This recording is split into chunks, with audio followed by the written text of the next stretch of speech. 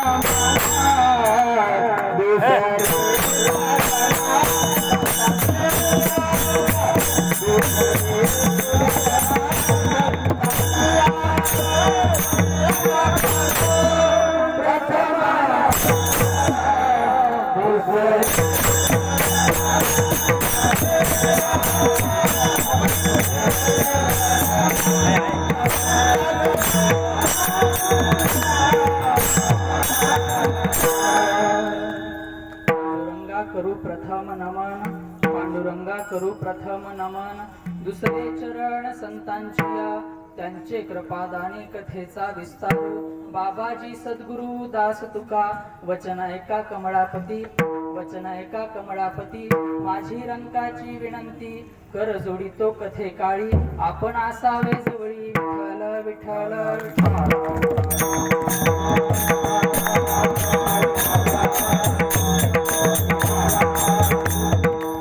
माझे जीवीची आवडी, माझे जीवीची आवडी, पंढरपुरा नेईन गुढी, पांडुरंगी मनरंगले, पांडुरंगी मनरंगले, गोविंदाचे गुणे वेधले, जयाचे करिता स्मरण, सकळ विद्येचे अनुसरण, ते जीवन श्री चरण, श्री गुरूंचे ते नमस्कारून आता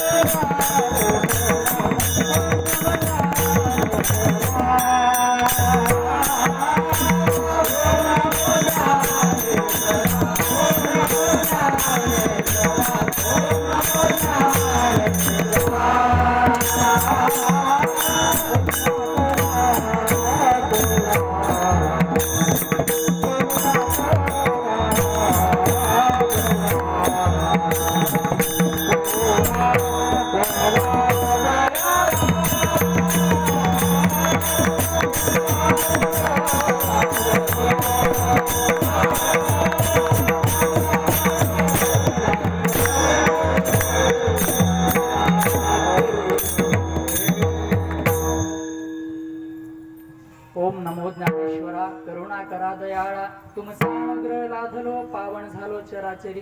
प्रस्तुत कीर्तन रूपी सेवेसाठी निवडलेला अभंग ज्ञानियांचे राजे, योगियांची माऊली आणि तुम्हा आम्हा सर्व वारकऱ्यांचे मायबाप असणारे, ज्यांच्या पवित्र पुण्य ठिकाणी आपण अलंकापुरी पुण्यभूमी पवित्र नाही का, अशा अलंकापुरीमध्ये आपण आज दिंडीमध्ये बसलेलो आहोत. अशा ज्ञानोबारायांचा हा 4 चरणांचा अभंग आहे. अभंग सर्वांनी ऐकला असेल याआधी आणि बऱ्याच जणांना पाठही असेल नाही का. विठ्ठल विठ्ठल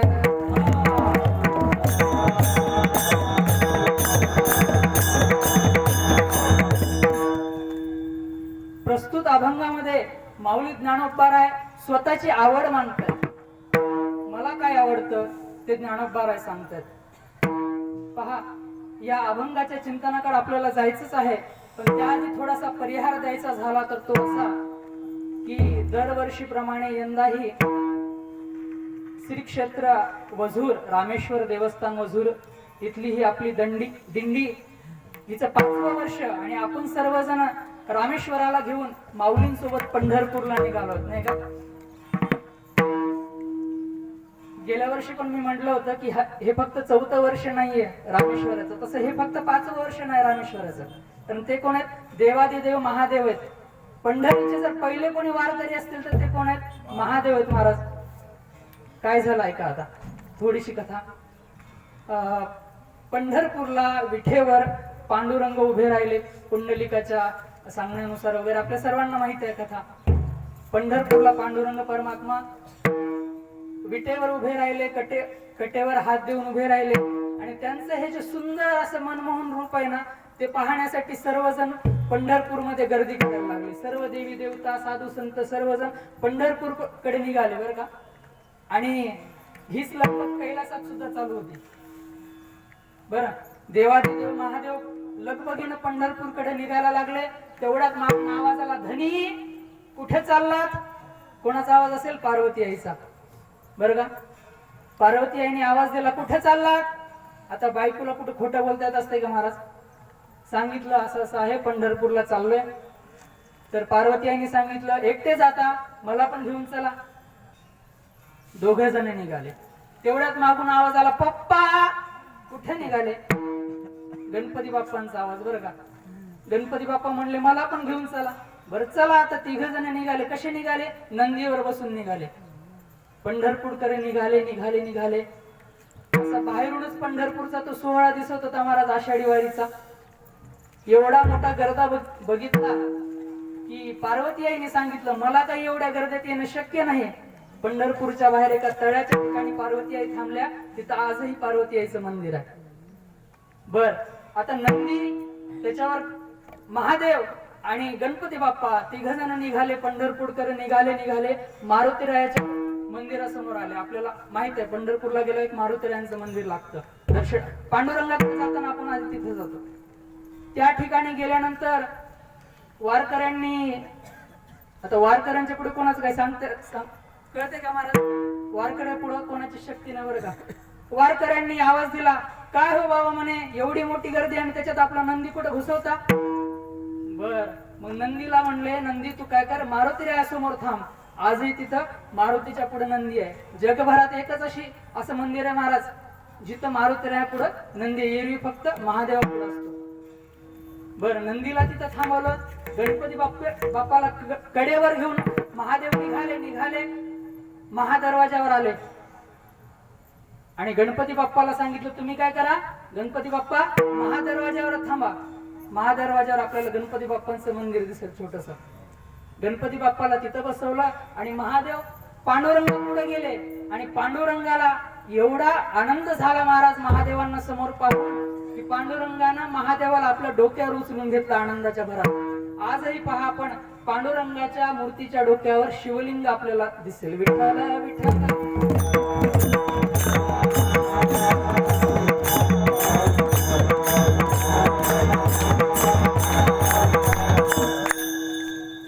कारण काय महाराज, पांडुरंग परमात्मा म्हणा, विष्णू म्हणा, राम म्हणा, कृष्ण म्हणा, पांडुरंग परमात्मा आणि महादेव हे कसे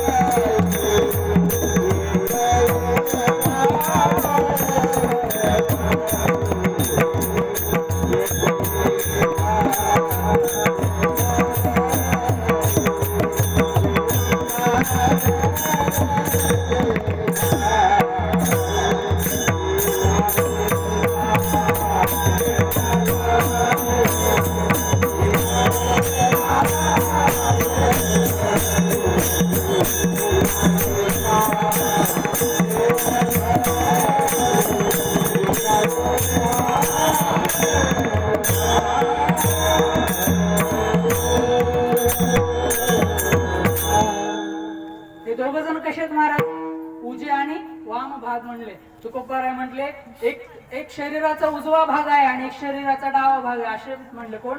पांडुरंग परमात्मा आणि भगवान महादेव रामेश्वर भगवान. किंवा एकमेकांचे हृदय, एकमेकांच्या हृदयात कोण आहेत? आपल्याला रामायणातला तो भाग माहिती आहे. रामेश्वराची स्थापना केली श्रीरामांनी. कुठे?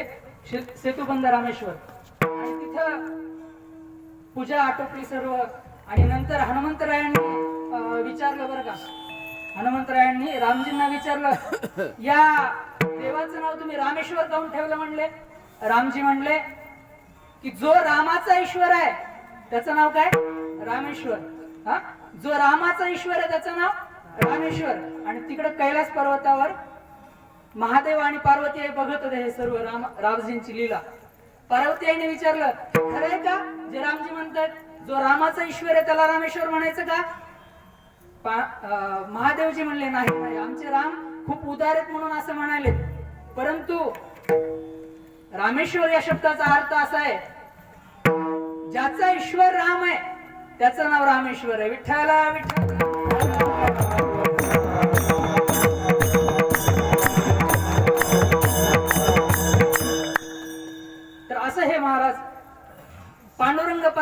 पांडुरंगाचं आणि रामेश्वराचं हे असं एकमेकांबद्दल काय प्रेम भावना आहे, एकमेकांच्या हृदयात वास करतात. असं ही आपली रामेश्वराची दिंडी आपण पंढरपूरकडे माऊलींच्या सोबत घेऊन चाललोय. आणि माऊलींचा जर विचार केला ना महाराज, माऊली सुद्धा कोण येतो? माऊली सुद्धा पांडुरंगाचेच अवतार आहेत नाही का? अवतार पांडुरंगा नाव ठेविले ज्ञानी,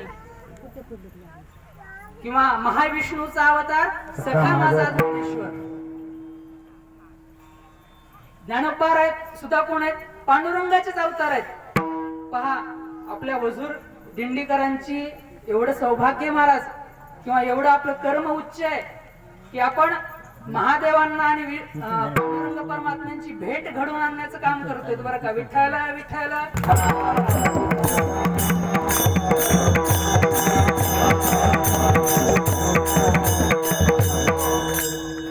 तर अशी ही दिंडी घेऊन आपण माऊलींच्या सोबत पंढरपूरला निघालेलो आहोत.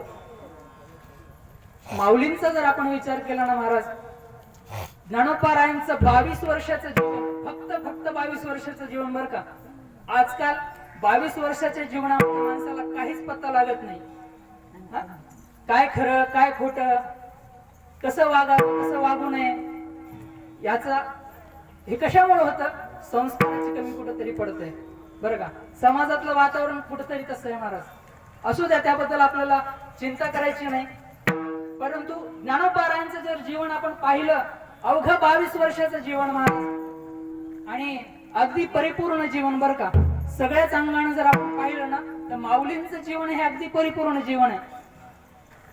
परमार्थाच्या ठिकाणी थोडेसे दृष्टी लावून पहा महाराज. जर आपण ज्ञानाचा विचार केला, तर माऊलींची काय अवस्था आहे ज्ञानामध्ये? नुसते ज्ञानी नाही तो महाराज, ज्ञानियांचे राजे आहेत. कोण आहेत?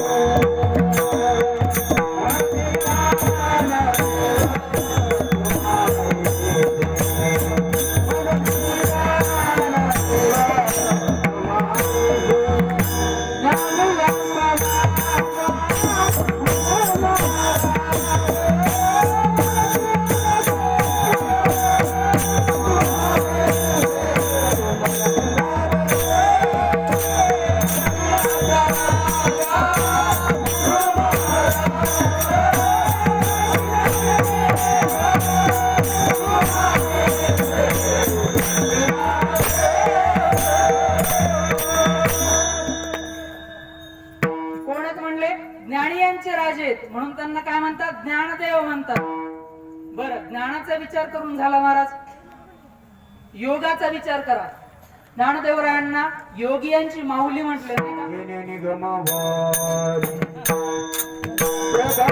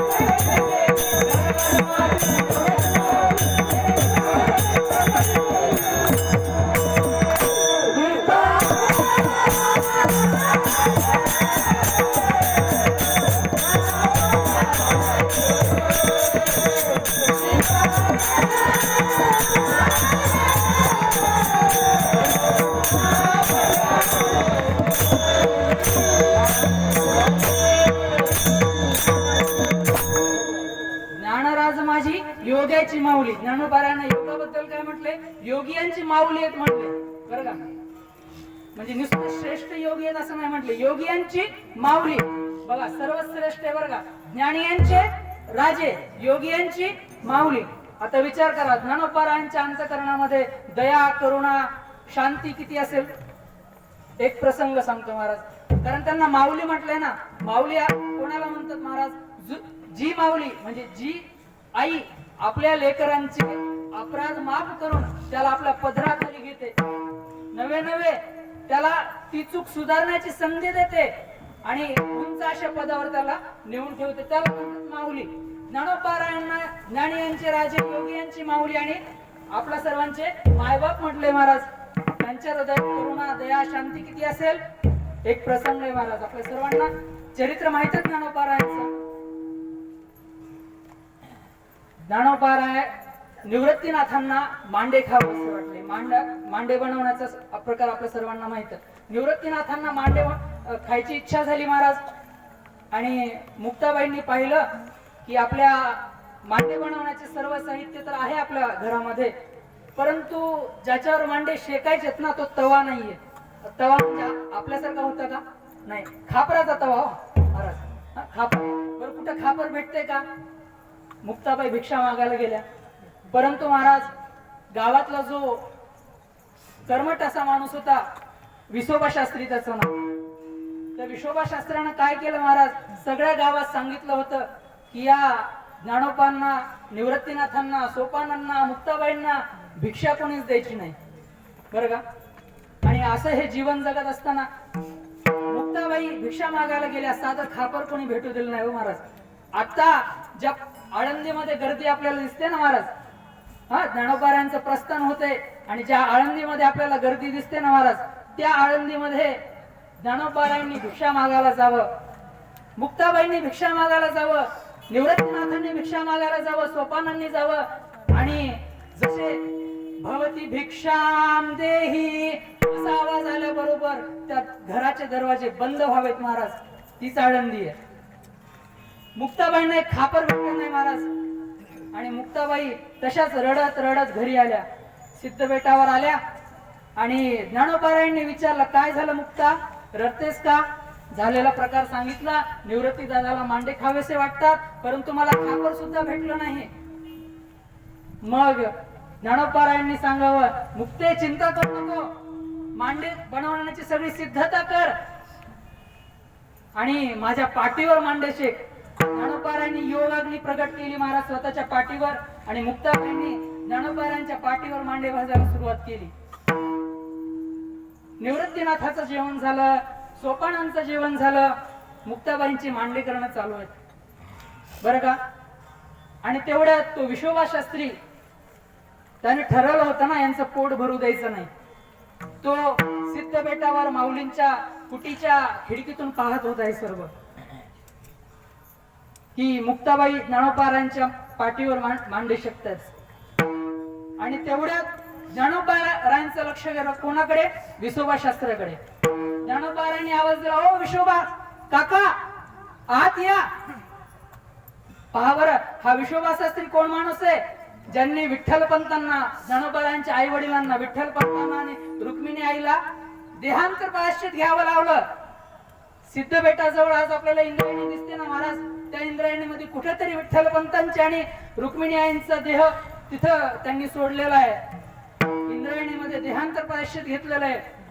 तो हा विसोबा शास्त्री, हा तो विसोबा शास्त्री होता महाराज, ज्यांनी विठ्ठल पंत आणि रुक्मिणी आईंना देहांत प्रायश्चित देऊन सुद्धा या चार भावंडांचे मुंज वगैरे व्हावी अशी अनुमती दिली नाही.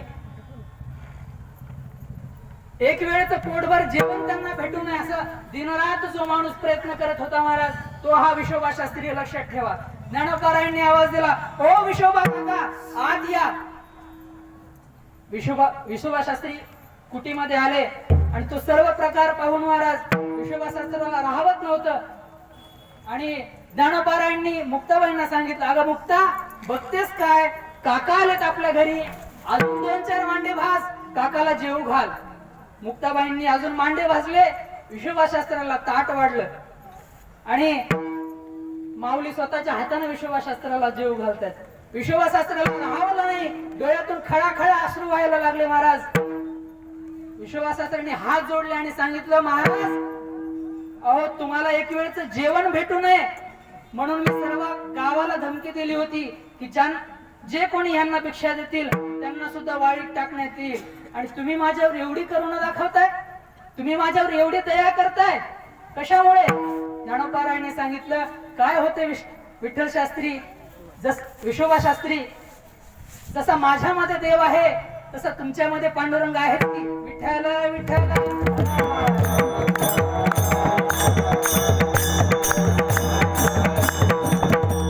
आणि महाराज त्यावेळेस विश्वभा शास्त्रीने सांगितलं, मी आजवर विश्वभा शास्त्री म्हणून माझा गर्व मिरवत राहिलो, परंतु आज हा विश्वभा शास्त्री नाही तर आजपासून हा विश्वभा खेचर आहे, खेचर. त्याचं नाव विश्वभा खेचर असं ठेवलं महाराज. ज्ञानोबारायांनी त्याला आत्मपदाची प्राप्ती करून दिली आणि औंढा नागनाथला पाठवलं. तिथं नामदेवरायांना पाठवून विश्वभा खेचरांकडून दीक्षा घ्यायला लावली, गुरु करायला लावलं. एवढी शांती, दया, करुणा ज्यांच्या हृदयात आहेत अशी माऊली आहेत महाराज. विठ्ठल विठ्ठल.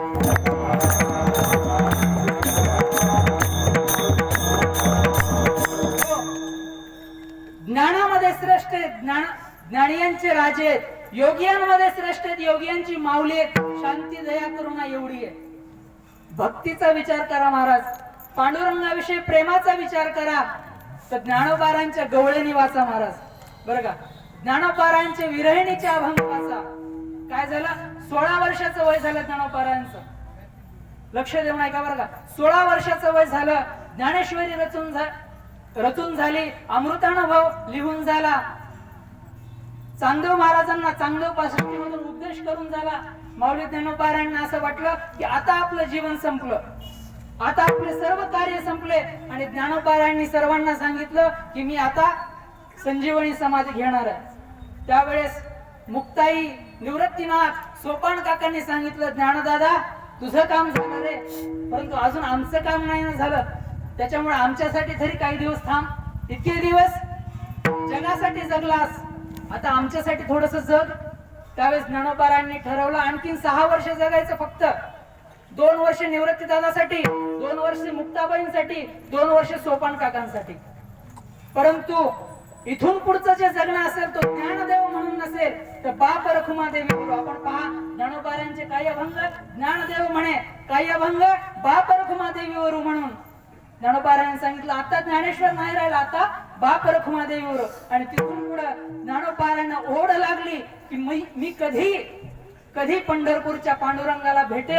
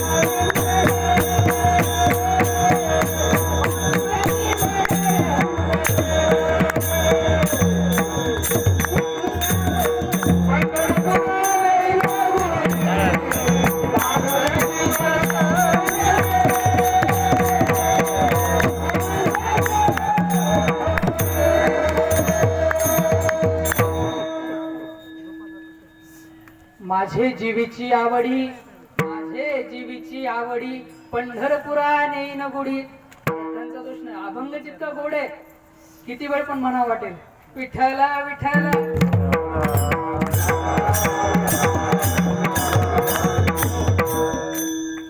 ज्ञानोबा म्हणतात माझे जीवीची आवडी, पंढरपुरा नेईल गुढी. बरं का, ज्ञानोबा कोणीतरी विचारलं, ज्ञानोबा तुम्हाला काय आवडतं खरं सांगा. बघा, नुसतं आवडतं नाही, जीवापासून काय आवडतं खरं सांगा.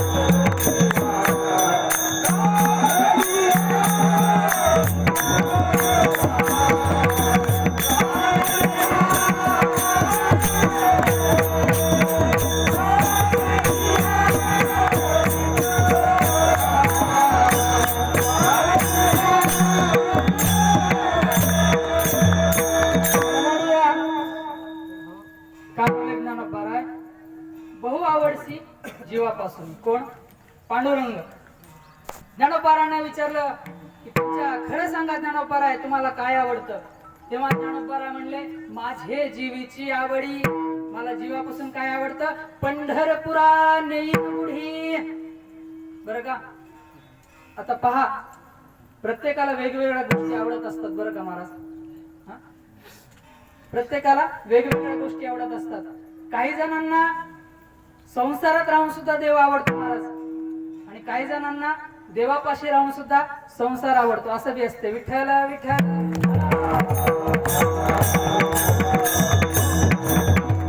आणि जी गोष्ट जीवापासून आवडते ना महाराज, त्या गोष्टी बद्दल नेहमी नेहमी बोलावं वाटतं, नेहमी नेहमी सांगावं वाटतं, नाही का. असं ज्ञानोबारायांना काय आवडतं, पंढरपुरा नेईन गुढी. आपल्याला देव आवडला पाहिजे महाराज, जीवापासून आवडला पाहिजे देव. कारण संसारात आवडण्यासारखं काही आहे का महाराज.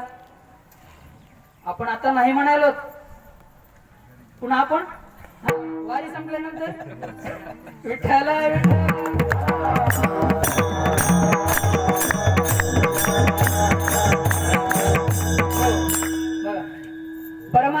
परमार्थ करणारे 3 प्रकार असतात. परमार्थाचे 3 प्रकार असतात. बरं का, हे जुने कीर्तनकार म्हणायचे आपले जोग महाराज, दांडेकर गुरुजी वगैरे. एक असतो नडीचा परमार्थ, एक असतो सवडीचा परमार्थ, तिसरा असतो आवडीचा परमार्थ. नडीचा परमार्थ म्हणजे काय, आयुष्यामध्ये काहीतरी अडचण निर्माण झाली. नड म्हणजे काय, अडचण. बरं का, आयुष्यामध्ये काहीतरी अडचण निर्माण झाली की देवाचा धावा करणारे यांना म्हणतात नडीचा परमार्थ. तोपर्यंत आवडत नाही बरं का देव महाराज. जोपर्यंत आयुष्यामध्ये काहीतरी मोठी अडचण येत नाही महाराज, तोपर्यंत देव आवडत नाही. याला म्हणतात नडीचा परमार्थ. दुसरा असतो सवडीचा परमार्थ. सवडीचा परमार्थ म्हणजे काय, आपल्याला जसा वेळ भेटेल तसा परमार्थ. कोणी कोणी असतं महाराज, आम्ही फक्त रविवारीच भजनाला येतो. त्यांना जर सोमवारी बोलवलं तर म्हणते ना आमचं रविवार ठरलेलं आहे. सोमवारी आलं ना काय पाप लागतंय का, विठ्ठल विठ्ठल.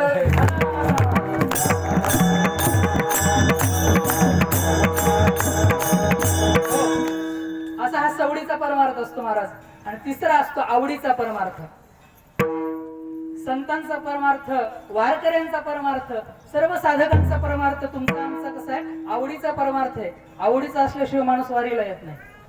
आता काही जणांची आवड वारीला येऊन पण वेगळी असते. असं काय करा त्याला आम्ही तरी विठ्ठल विठ्ठल.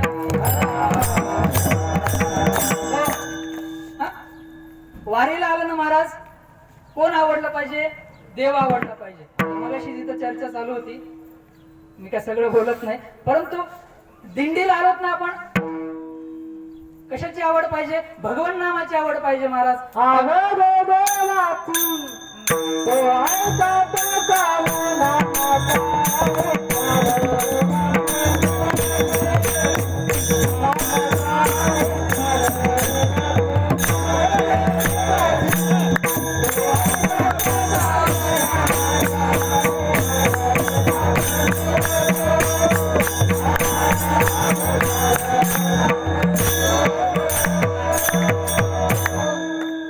नामाचा उच्चार रात्रंदिवस पाहिजे महाराज दिंडीमध्ये आल्यानंतर. तर असा हा आवडीचा परमार्थ ज्ञानोबारायांचा आहे, सर्व संतांचा आणि तू मामा वारकऱ्यांचा आहे महाराज. बरं, भक्तांचे सुद्धा 4 प्रकार गीतेमध्ये ज्ञानेश्वरीमध्ये येतात. पहिला असतो आर्त भक्त, दुसरा असतो अर्थार्थी भक्त, तिसरा असतो जिज्ञासू भक्त आणि चौथा असतो ज्ञानी भक्त. हा अर्थ भक्त जो असतो ना महाराज, हा नडीचा परमार्थ करणारा असतो. आयुष्यामध्ये संकट आलं की देवाकडं. आपल्याकडे एक फार छान प्रथा पण आहे महाराज, आता ती खरी आहे का खोटी आहे महाराज माहित नाही. देवाला नारळ फोडायला गेला एक बरं का, देवाला नारळ फोडायला गेला एक जण. नारळ फोडलं, नासकं निघालं, म्हणला देवाला पावलं. चांगलं निघालं, मला पावलं. नासकं निघालं, देवाला पावलं. विठ्ठला विठ्ठल.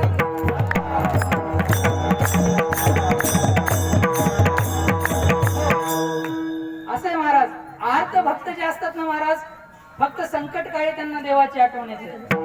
जीवनामध्ये जर काही वाईट झालं ना, तो काय म्हणतो तो, देवाची इच्छा असते बाबा माझं वाईट होणं याच्यामध्ये, आणि चांगलं झालं मी केलं म्हणला विठ्ठल विठ्ठल. असा हा अर्थ भक्त असतो. दुसरा असतो अर्थार्थी भक्त. त्याला थोडीशी सूचना असते की देवाचं भजन फक्त संकटातच न करता नेहमी केलं पाहिजे, परंतु तो स्वतः सुखी राहण्यासाठी देवाचं भजन करत असतो. अर्थार्थी स्वतः अर्थ प्राप्त करून जीवनामध्ये सुखी राहण्यासाठी तो भक्ती करत असतो, त्याला म्हणतात अर्थार्थी भक्त. तिसरा असतो जिज्ञासू भक्त. थोडं ज्यांना ऊन लागते ना, थोडं समोर सरकण्याचा प्रयत्न कसं ऍडजस्ट करता येईल त्यांनी पहा. सांगलीत बसलेल्यांनी जर उन्हात बसलेल्यांचा विचार केला ना, सगळ्या गोष्टी सोप्या होतील. विठ्ठला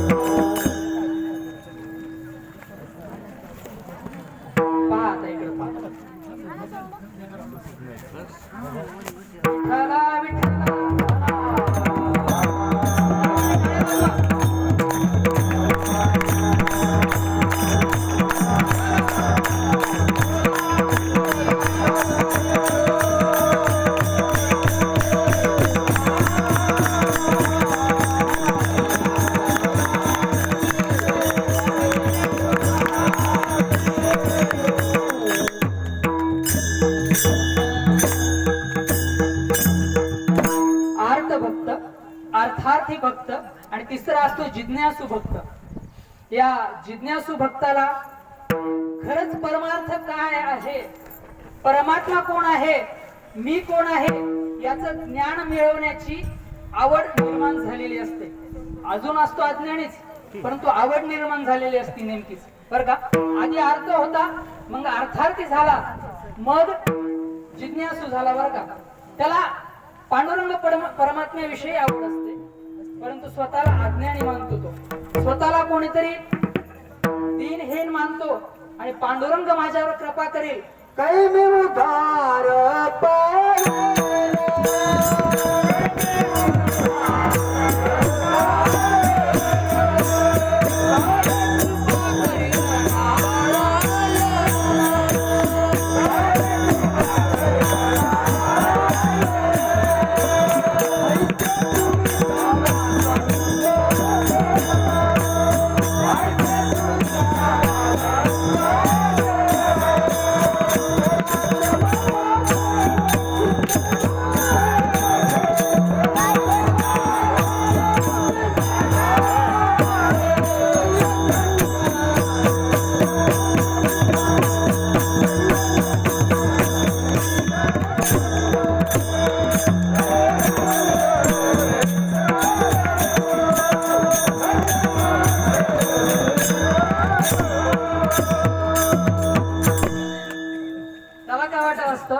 पांडुरंग माझ्यावर कशी कृपा करेल अशी त्याची इच्छा असते, असं त्याचा अंतरीचा भाव असतो महाराज. बरं, ज्ञानी भक्त कसा असतो? ज्ञानी भक्ताला ही पण इच्छा नसते की पांडुरंगाने माझ्यावर कृपा करावी. लक्ष देऊन ऐका बरं का. ज्ञानी भक्ताला ही इच्छाच नसते की पांडुरंगाने माझ्यावर कृपा करावी किंवा पांडुरंगाची आणि माझी भेट व्हावी.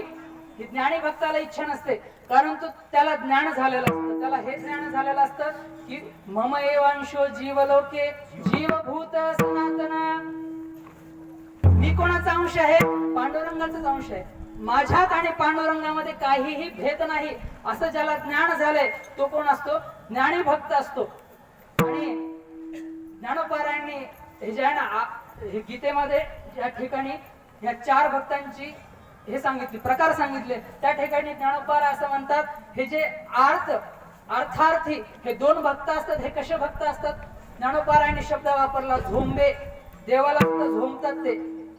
स्वतः सुख मिळवण्यासाठी, संसारासाठी जे भक्ती करतात ना, ते देवाला सुद्धा झोंबतात. आणि आवडतं कोण देवाला? ज्ञानी भक्त देवाला आवडतो. बरं का?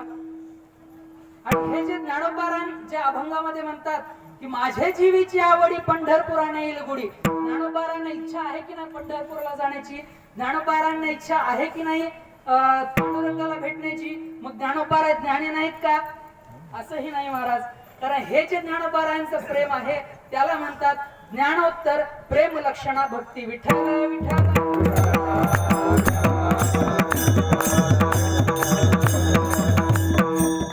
हे काही शब्द आपल्याला ऐकायला अवघड जात असतील तरी सुद्धा ऐकून ठेवा आणि त्याचा सोपा सांगण्याचा मी प्रयत्न करतो बरं का. ज्ञानोत्तर म्हणजे काय? ज्ञान झाल्यानंतर सुद्धा पांडुरंगाच्या प्रेमाचा आनंद घेण्यासाठी जे प्रेम केलं जातं, जी भक्ती केल्या जाते, जे द्वैत निर्माण केलं जातं बरं का. ज्ञान झालं म्हणजे काय? अद्वैत झालं. मी आणि पांडुरंग आता एकच आहे. आणि ज्ञानोत्तर प्रेमलक्षणा भक्तीमध्ये काय? एक असून सुद्धा आम्ही वेगळे आहोत आणि त्याच्या भक्तीचा, त्याच्या प्रेमाचा आनंद घ्यायचा आहे. याला वैकुंठवासी बाबा महाराज सातारकर याला खूप छान सांगायचे. हे कसं आहे माहितीये का? महाराज म्हणायचे की लेकरू आईच्या कडेवर आहे. लेकरू आईच्या कडेवर. आता सांगा, लेकरू आईशी एकरूप झालंय की नाही झालंय? झालंय ना, आईच्या कडेवर आहे ना ते. तरी पण लेकरू काय म्हणतात? आई आई, ए आई म्हणताय का नाही? आईच्या कडेवरच आहे. आईला हाक मारायची गरज आहे का? आई दूर आहे का? नाही. तरी कशाला? आईच्या प्रेमाचा आनंद घेण्यासाठी लेकरू आईला हाका देत असतं. तसं हे ज्ञानोपारायणचं प्रेम आहे महाराज. फक्त ज्ञानोपारायणचं नाही, सर्व संतांचं असं प्रेम आहे महाराज. आपण गाथ्यामध्ये, तुकोबारायांच्या गाथ्यामध्ये अशा अनेक प्रमाण आपण शोधू शकतो जिथं तुकोबाराय म्हणतात की आम्हाला आता काय नको? ज्ञान नको, आम्हाला आता ब्रह्मज्ञान नको. आता नको म्हणजे नको कसं का?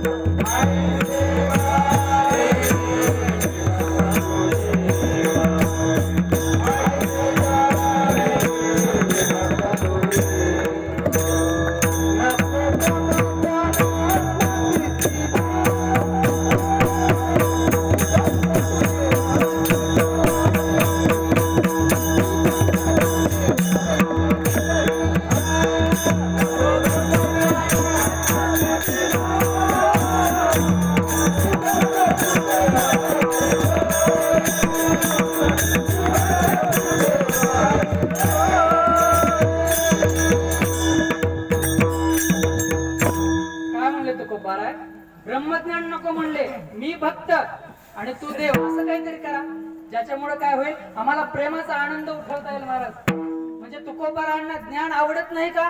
तुकोबारा अज्ञानी होते असं आहे का? नाही महाराज. तुकोबारायांना ज्ञान मिळून झालंय, त्यानंतर सुद्धा पांडुरंग परमात्म्याच्या भक्तीचा आनंद घ्यायचा आहे म्हणून हे द्वैत निर्माण केलेलं आहे.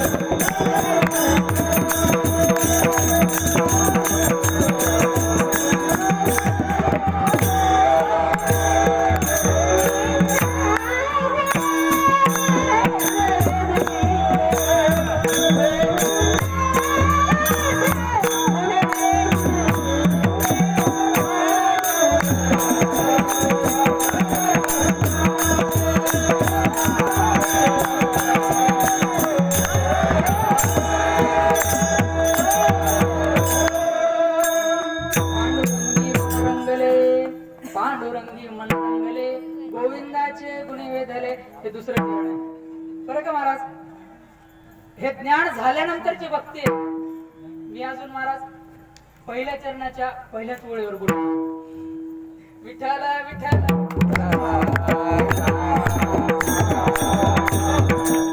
बरं का महाराज. हा? मी काय बोलतोय, माझे जीवीची आवडी एवढ्यावर बोलतो बरं का. हा? ज्ञान झाल्यानंतरची ही भक्ती आहे. जसं मूल आईच्या कडेवर असून सुद्धा आईला हाका मारतं, तशी ही भक्ती आहे महाराज. अजून एक सांगू का, जेवण झालंय, जेवणाला बसले पंक्तीला, जेवण झालं, पोट भरलं, आता नको म्हणतो, याला म्हणतात ज्ञानानंतरची भक्ती. ज्ञान भेटले, आता ज्ञान बस झालं, आता काय करा, भक्ती करा, हे झालं, याला म्हणतात प्रेमलक्षणा भक्ती ज्ञानोत्तरातून. तसं ज्ञानोपारायण ज्ञानियांचे राजे आहेत, तरी सुद्धा पांडुरंगाच्या एकतेचे, पांडुरंगांना भेटण्याचे काय होतात, लक्षणं लागले, ओढ लागली आहे ज्ञानोपारायणना. ज्ञानोपारायणच्या शेवटच्या 6 वर्षातले जर अभंग आपण पाहिले, विरहणे आपण पाहिले ना महाराज, ती ओढ आपल्या लक्षात येईल. हा, ज्ञानोपारायण एकदा इंद्रायणीच्या काठावर फिरत होते महाराज, आणि इंद्रायणीच्या पलीकडे एक कावळा ओरडत होता. आपण काय म्हणतो, कावळा ओरडला म्हणजे अपशकुन झाला. नाही, ज्ञानोपारायणना तो शकून दिसला. पहिलं तो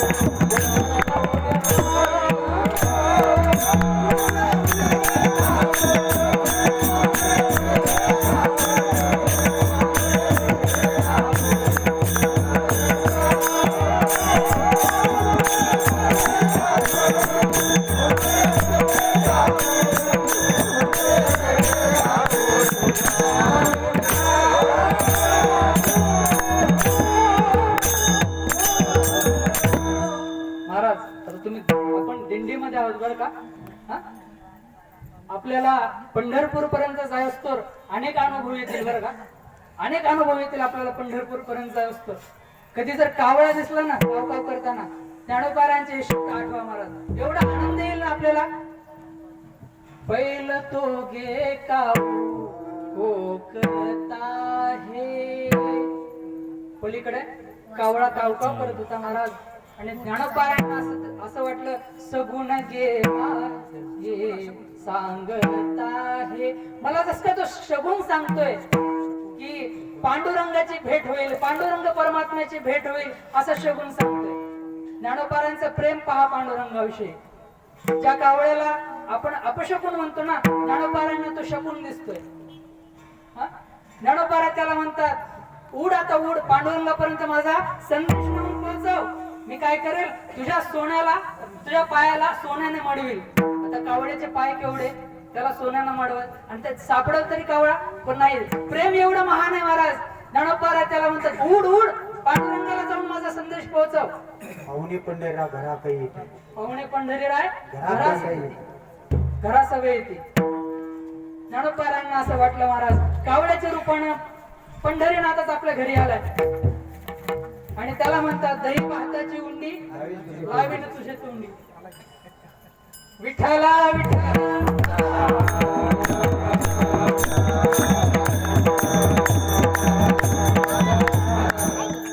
कावळा येऊन बसला तिकडे महाराजांनी संकेत केला. विठ्ठला विठ्ठल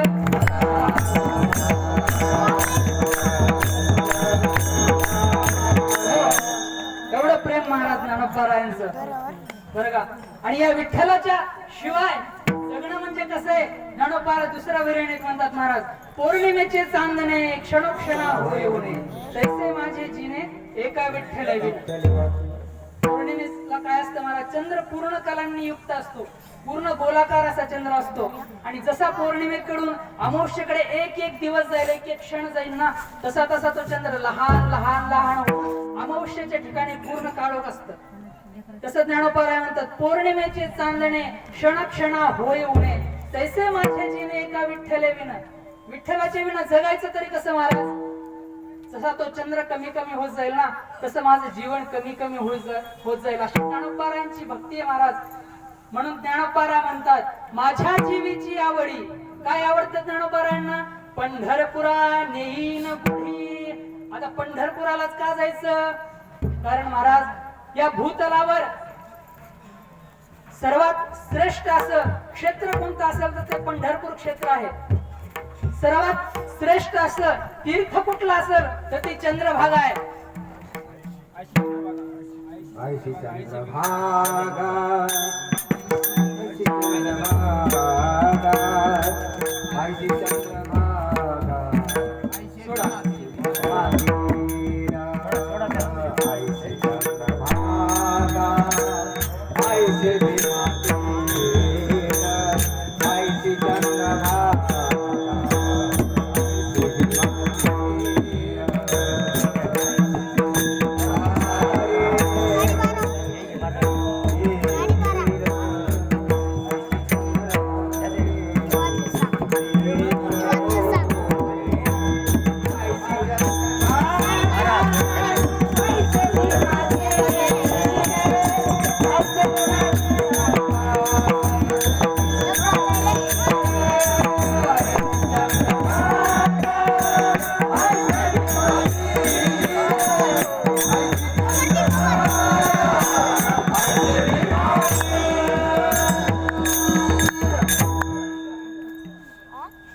सर्वात श्रेष्ठ असं तीर्थ कुठलं असेल तर ते चंद्रभागा आहे. अवघी तीर्थे घडली एक वेळा, चंद्रभागा डोळा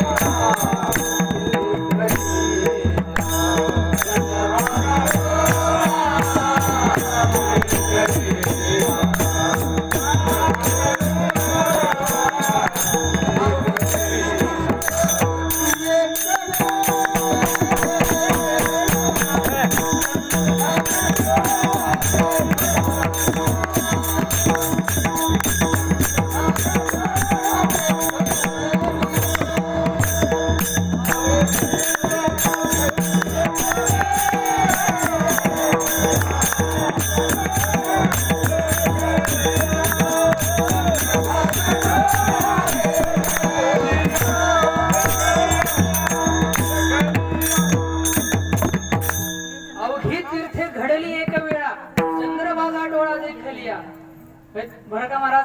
सर्व तीर्थ करण्याचं फळ मिळतं कधी, चंद्रभागा डोळा देखलिया. चंद्रभागेचं नुसतं डोळ्यांनी दर्शन केलं सर्व तीर्थांचं फळ एक साथ मिळतं महाराज. आंघोळ केल्याची गोष्ट अजून सांगितली नाही बरं का महाराज. फक्त चंद्रभागेचं दर्शन जरी झालं तरी अवघी तीर्थे घडली एक वेळा, एकाच वेळेस सर्व तीर्थाचं आपल्याला फळ मिळून जातं. असं एक श्रेष्ठ तीर्थ आहे.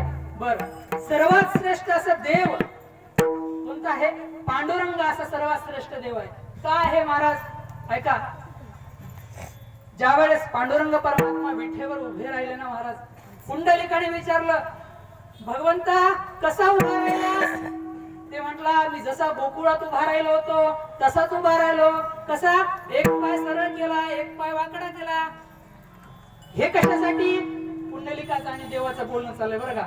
हा, हे कशासाठी? देवानं सांगितलं जे सरळ मार्गाने येतील त्यांच्यासाठी सरळ पाय, जे आड मार्गाने येतील त्यांच्यासाठी आडवा पाय. कशासाठी? हा? मारण्यासाठी त्यांना, नाही का. पुंडलिकाने सांगितलं देवा असं चालणार नाही, काय कर, दोन्ही पावलं एक साथ समान ठेवून उभा राहा.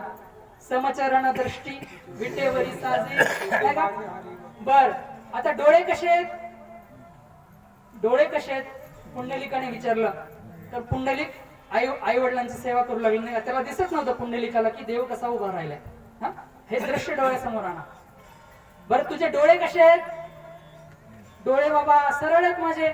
नाही नाही म्हणले, नाशिकाग्र बुद्धी डोळे ठेवायचे असे, आणि चरणाकडे बघायचं म्हणले फक्त. हा?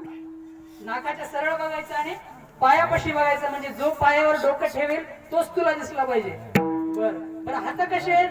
ते म्हटला बासरी घेऊ का हातामध्ये? नाही नाही, हात काय कर, कमरेवर ठेव.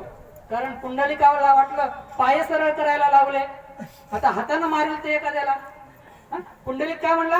कटेवर हात ठेव. मग कसं रूप होतं? सुंदर ते ध्यान उभे विटेवरी कर कटेवरी ठेवून या, समचरण दृष्टी विटेवरी साजिरी, नाही का. असं हे परमात्म्याचं रूप आहे. त्याच्याकडे कोणी जा, कसंही जा, उधरी काचे लावूया,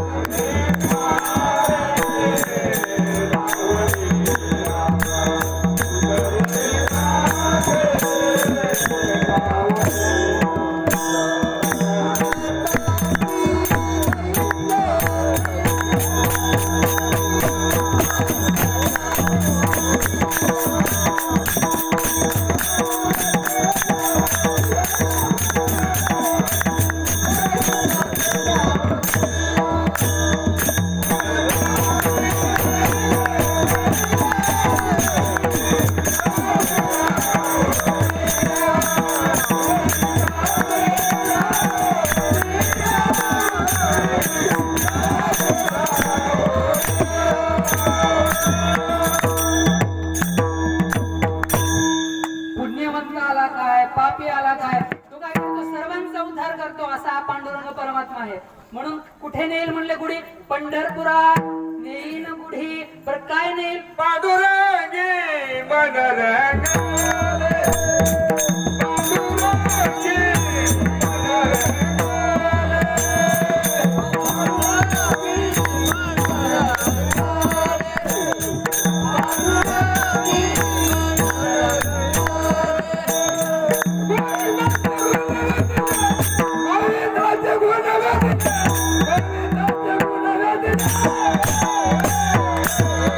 पांडुरंगी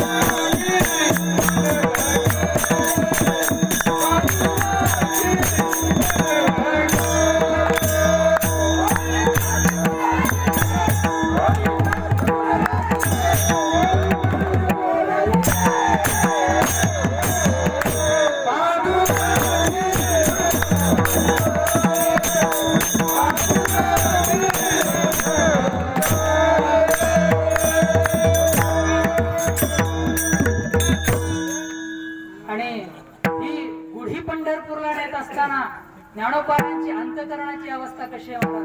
पांडुरंगी मनरंगले गोविंदाचे गुणिवेधले. बाबर महाराज, याला फक्त ज्ञानोबारांपुरतं मर्यादित ठेवू नका बरं का. कारण संत काहीतरी बोलतात म्हणजे स्वतःबद्दलच बोलतात असं नाही, ते आपल्याबद्दल सुद्धा बोलतात बरं का, आपल्यासाठी सुद्धा बोलतात. प्रेमाचे 3 प्रकार असतात बरं का महाराज, किंवा असं म्हणा प्रेमाच्या 3 पायऱ्या असतात. पहिली पायरी आहे पूर्वराग, दुसरी आहे मिलन आणि तिसरी आहे विरह. आता प्रेम म्हणलं म्हणजे पांडुरंगाचाच चेहरा डोळ्यासमोर ठेवा बरं का. संसारात प्रेम ही गोष्ट ऐकणं ही अंधश्रद्धा आहे बरं का. संसारात जर आपण हा शब्द वापरला ना, प्रेम ही अंधश्रद्धा आहे. श्रद्धा कोणती आहे? पांडुरंगाप्रती प्रेम असणं.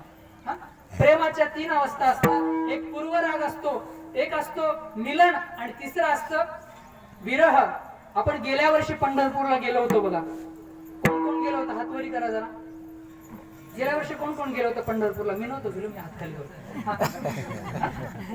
गेले होते ना? भरपूर जण असतील याच्यात. हा? गेल्या वर्षी आपण जवळपास सगळेच आहेत नाही का? पंढरपूरला गेल्या वर्षी सुद्धा आपण आषाढी वारीला गेलो होतो आणि तिथे काला झाला आणि आपण घरी वापस आलो. हा? काला झाल्यापासून घरी वापस आल्यापर्यंत आणि यंदाच्या दिंडीचं नियोजन ठरेपर्यंत हा जो काळ होता आपला, त्याला म्हणतात विरहाची अवस्था. म्हणजे पांडुरंगापासून वेगळेच झालोय आपण आणि ही जी अवस्था आहे त्याला म्हणतात विरहाची अवस्था. आणि खऱ्या भक्ताची जी ओळख असते महाराज या अवस्थेमध्ये आपल्याला कळत असते की हा खरंच भक्त आहे. दिंडीमध्ये आल्यानंतर किती नास्तिक माणूस असू द्या महाराज, विठ्ठल विठ्ठल तोंडाने म्हणणारच तो. ज्ञानोबा तुकाराम एकदा तरी म्हणणारच तो तोंडाने. याच्यामध्ये त्याचं काही पुरुषार्थ नाही, याच्यामध्ये ज्ञानोबारायांची अशी कृपा आहे की त्यांच्या छत्रछायाखाली जो कोणी आला ना महाराज तो नामस्मरण करूनच जाणार. किती मोठा असू दे, किती कोणी असू द्या महाराज.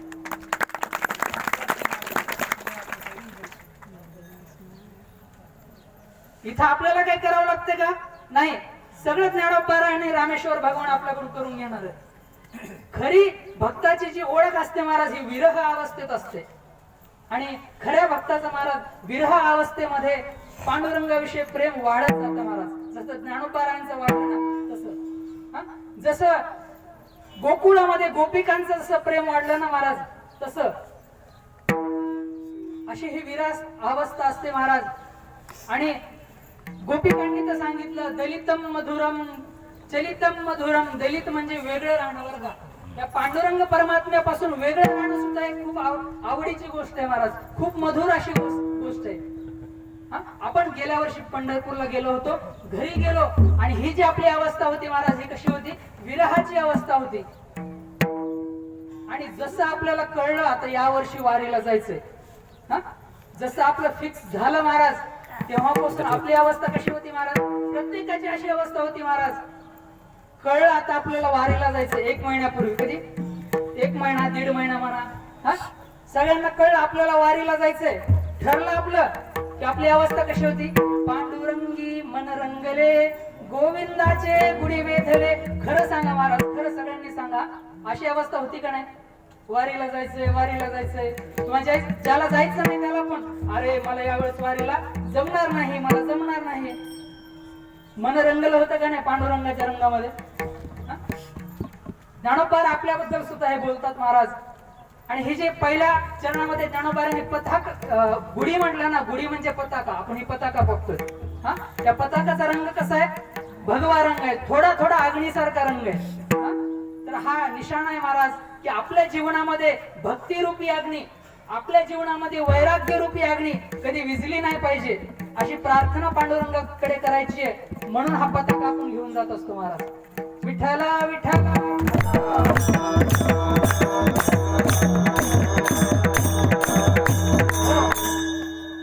तर महाराज ज्ञानोबाराय असं म्हणतात पांडुरंगी मनरंगले. आता मला सांगा पांडुरंगाचा रंग कसा आहे? खूप गोरा, एकदम देखणा आहे पण खूप गोरा आहे का? नाही. पांडुरंगाचा रंग कसा आहे? सावळा. आपण थोडस मन चोरून म्हणतो म्हणून सावळा म्हणतो. अभिर्मुख कसा असतो? सावळा देखील आनंदाचा. सावळा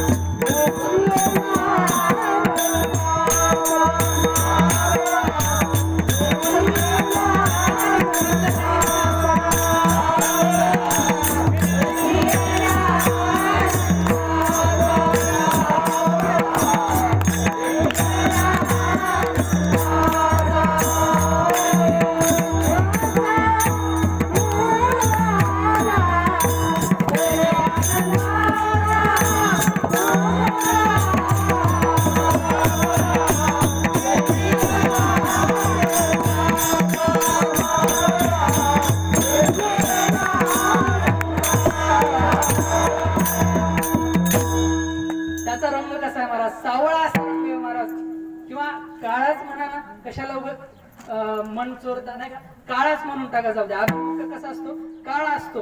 आणि तुम्ही मला सांगा महाराज, कुठलाही रंग असू द्या, कुठल्याही रंगाचा एखादी वस्तू असू द्या, त्याच्यावर जर काळा रंग टाकला ते वस्तू दिसते का महाराज? नाही, नाही दिसत ना.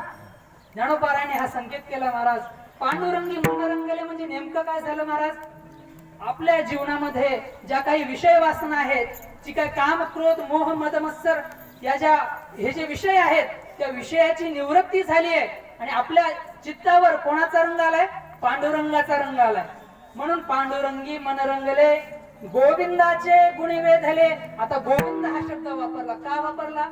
या गोविंद या शब्दाचा अर्थ असा आहे महाराज, गो म्हणजे इंद्रिय, विंद म्हणजे राजा, जो इंद्रियांचा राजा आहे. आपल्या डोळ्यांना पाहण्याची शक्ती कोण देतं? भगवंत देतो. हा, कानाला ऐकण्याची शक्ती कोण देतं? भगवंत देतो. जिव्हेला बोलण्याची किंवा चव चाखण्याची शक्ती कोण देतं? भगवंत देतो. हा जो आपला इंद्रियांचा राजा आहे, याच्या गुणामध्ये माझं चित्त काय झालं म्हणले? रंगून गेलंय. फक्त ज्ञानोबारायांचं नाही, आपल्या सगळ्यांचं. अजून पुढे काय झालंय? अभंगाच्या तिसऱ्या जागृती स्वप्नी सुषुप्ती नाठवे. जागृती स्वप्नी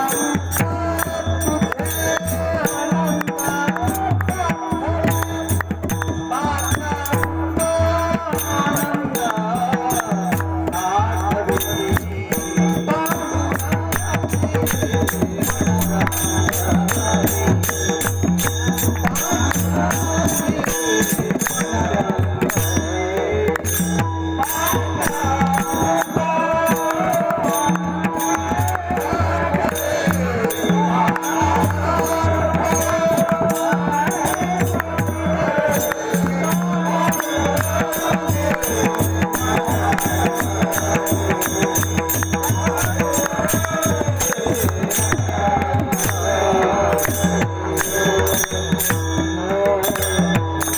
नाठवे. जागृती स्वप्नी सुषुप्ती नाठवे. जाग्रत स्वप्न सुषुप्ती नाठवे. पाहता रूप आनंद साठवे. ज्ञानोबाराय म्हणतात आणखीन काय झालं? माझ्या चित्तामध्ये आणखीन कशी अवस्था आली? ज्ञानोबाराय म्हणतात जाग्रत, स्वप्न आणि सुषुप्ती या तिन्ही अवस्था सुद्धा मला आठवत नाही. आणि पांडुरंग, आणि काय होतं मग? मनामध्ये नेहमी पांडुरंगाचं रूप असतं, हृदयामध्ये पांडुरंगाचं रूप असतं आणि नेहमी त्याचा आनंद असतो, बरं का? आता पहा महाराज, तीन अवस्था असतात. एक असतं जागृत अवस्था. आता मला वाटतं आपण जागृत अवस्थेत आहोत काही, जागृत आहोत ना? त्या कोणाला झोप लागली नाही ना? त्यांनी भजन करा, विठ्ठल विठ्ठल.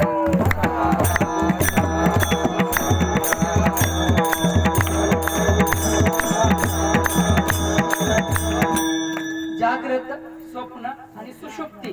जागृत म्हणजे जागेपणी, जागेपणी. स्वप्न म्हणजे स्वप्नातली अवस्था, म्हणजे झोपलेला असताना आपल्याला जसं स्वप्न येतं ना, त्याला म्हणतात स्वप्नाची अवस्था. आणि सुषुप्ती म्हणजे गाढ झोप लागली कीर्तन ऐकता ऐकता. विठ्ठल विठ्ठल.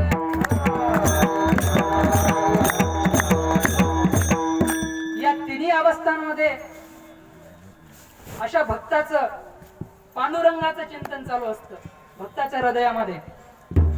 आणि खरं पाहिजे ना महाराज, तर असेच भक्त पांडुरंगाला आवडतात. कसे भक्त? संपदा सोहळा नावडे मनाला, लागला टकळा पंढरीचा, नाही का? ज्यावेळेस आपल्याला पंढरपूरला निघायचं ना महाराज, वारीला निघायचं ठरलं, आपण आपली गावाकडची गोष्ट करू लागलो नाही का, त्यावेळेस खऱ्या भक्ताचं मन महाराज, संपदा सोहळा नावडे म्हणाला असं जाती म्हणायचं. चक्रपाणी वाट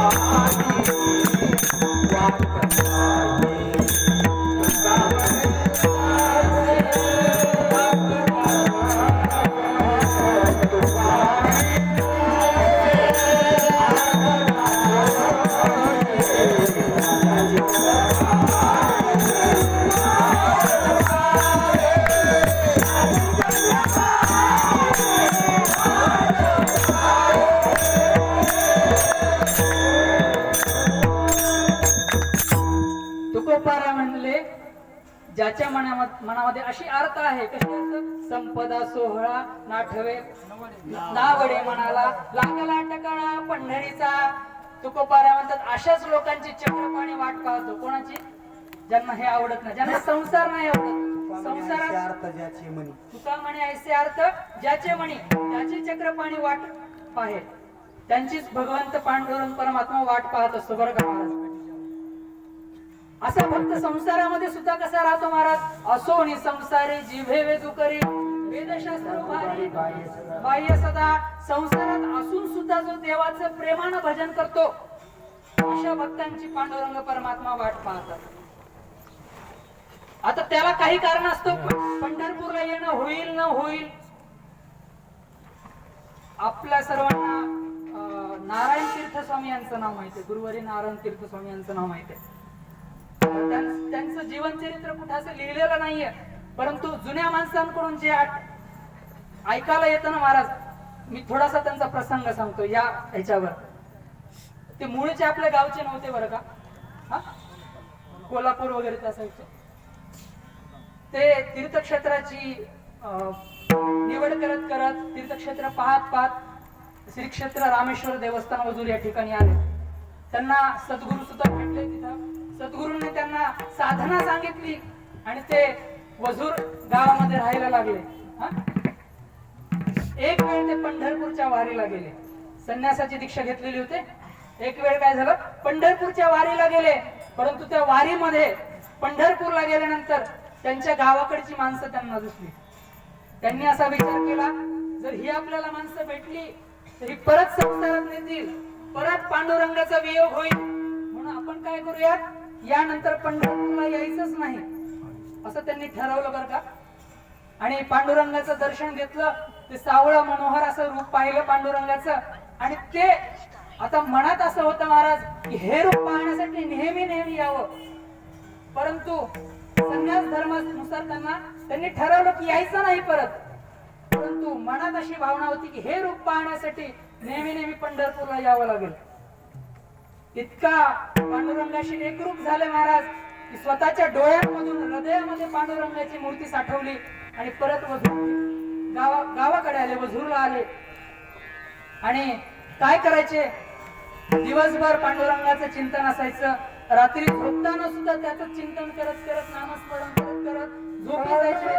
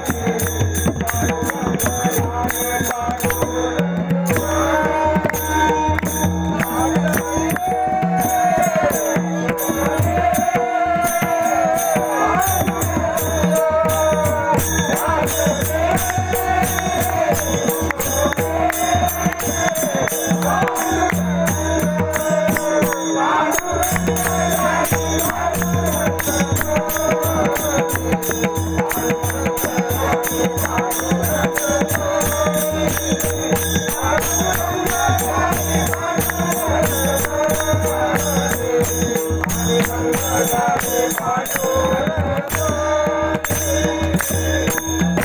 महाराज ध्यानी म्हणे पांडुरंग पांडुरंग नामचिंतन असायचं महाराज. रात्री झोपताना सुद्धा नामचिंतन असायचं. पावर आपल्यासाठी महत्वाची गोष्ट अशी आहे, संतांच्या जीवनाकडून आपण सुद्धा काहीतरी शिकलं पाहिजे महाराज. आपण दिवसभर जे काम करतो ना महाराज, ते काम करत करत सुद्धा पांडुरंगाचं भजन केलं पाहिजे मनामध्ये. रात्री झोपताना लक्ष द्या, खऱ्या भक्ताला रात्री झोपताना सुद्धा जसा अंथरुणावर बसला तसा पांडुरंगाचं चिंतन डोळे लावून करत असतो आणि पांडुरंगाचं चिंतन करत करत झोपी जात असतो. दीनाराजने दीनाराजने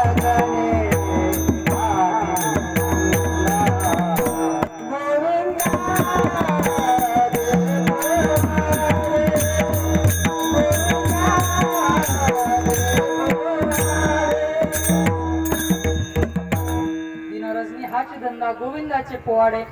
पहा, आपण सर्वांनी आजपासून हे सुरू करा बरं का. रात्रीच्या वेळेस आपण झोपाल ना महाराज, अंथरुणावर बसायचं, पांडुरंगाचं थोडस नामचिंतन करायचं आणि नामचिंतन करत करत डोळे मिटायचे आणि सकाळी उठल्यानंतर सुद्धा पहिलं त्याचं नामस्मरण करायचं आणि मग अंथरुणावर खाली पाय ठेवायचा.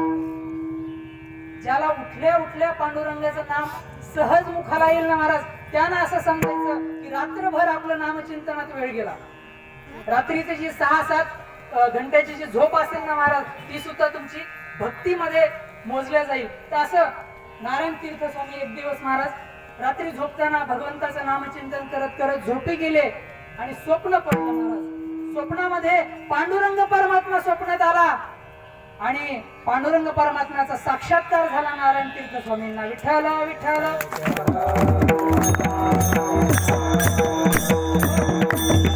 खरे भक्त असे असतात महाराज, जागृत स्वप्न सुषुप्ती नाठवे, रूप आनंद साठवे, नाही का. असं हे थोडक्यात चिंतन आपण इथपर्यंत करत आलेलो आहोत महाराज. एकदा सर्वांनी प्रेमाने विठोबा रखुमाईचं भजन करा आणि मग आपण सेवेला पूर्ण विराम देऊयात.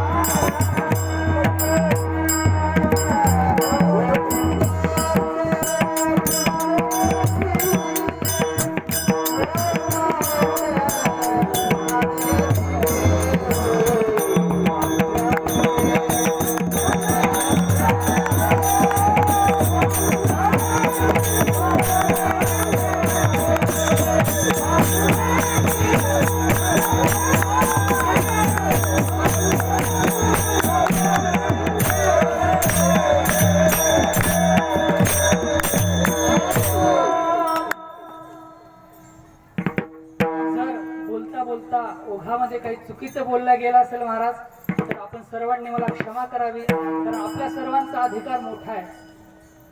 मज पामरासी काय थोरपण हे महाराज. आणि जर काही चांगलं वाटलं असेल महाराज तर हे माझ्या सद्गुरुदेवांचं आहे, ज्ञानोपारायांचं आहे आणि आई वडिलांची पुण्याई आहे असं समजून त्याला पदरात घ्या.